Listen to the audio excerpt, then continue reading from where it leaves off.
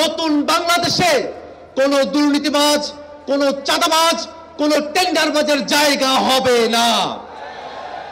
কোনো শক্তি বাংলাদেশের সংস্কারের আন্দোলনকে দাবায়ে রাখতে পারবে না। ইসলামী আন্দোলন বাংলাদেশ কর্তৃক আয়োজিত আজকের এই মহাসমাবেশে জাতীয় নাগরিক পার্টি এনসিপির পক্ষ থেকে সংহতি ব্যক্ত করছি। সুপ্রিয় উপস্থিতি, হাজার হাজার মানুষ জীবন দিয়ে, হাজার হাজার মানুষ রক্ত দিয়ে পূর্বে যে সিস্টেমে, পূর্বে যে ব্যবস্থায় বাংলাদেশ পরিচালিত হয়েছে, তেমন স্বৈরাচারী, তেমন দুর্নীতিবাদ সিস্টেমের মধ্য দিয়ে বাংলাদেশকে সামনে পরিচালিত করা হবে এমন আশাবাদ আমাদের কারোরই ছিল না। নতুন যে বাংলাদেশ, এই বাংলাদেশ নতুন ব্যবস্থায় পরিচালিত হবে, নতুন সিস্টেমে পরিচালিত হবে। নতুন বাংলাদেশে কোনো দুর্নীতিবাজ, কোনো চাঁদাবাজ, কোনো টেন্ডারবাজের জায়গা হবে না। সুপ্রিয় উপস্থিতি, দীর্ঘ সময় ধরে বাংলাদেশ যে মুজিববাদী সংবিধান দিয়ে পরিচালিত হয়েছে, সেই মুজিববাদী সংবিধান বাংলাদেশে আর চলতে পারে না।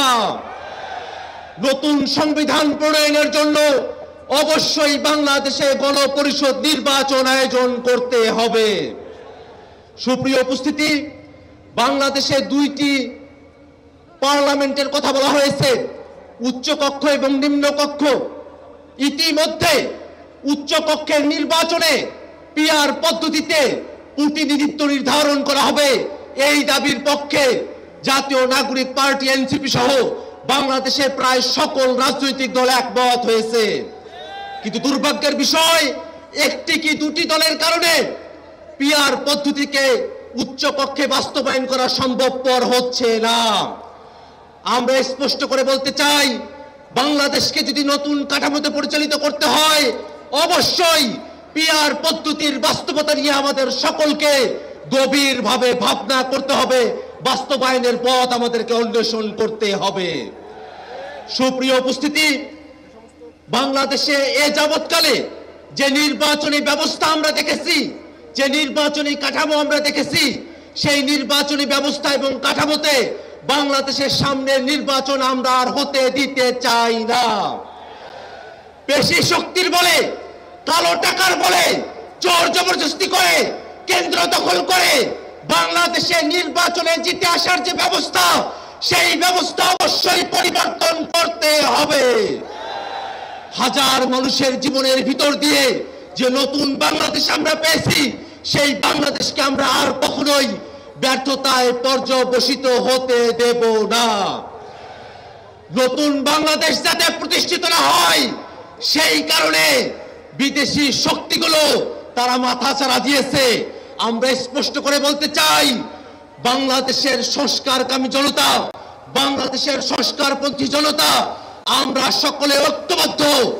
বিদেশি হোক, দেশি হোক, কোন শক্তি বাংলাদেশের সংস্কারের আন্দোলনকে দাবায়ে রাখতে পারবে না।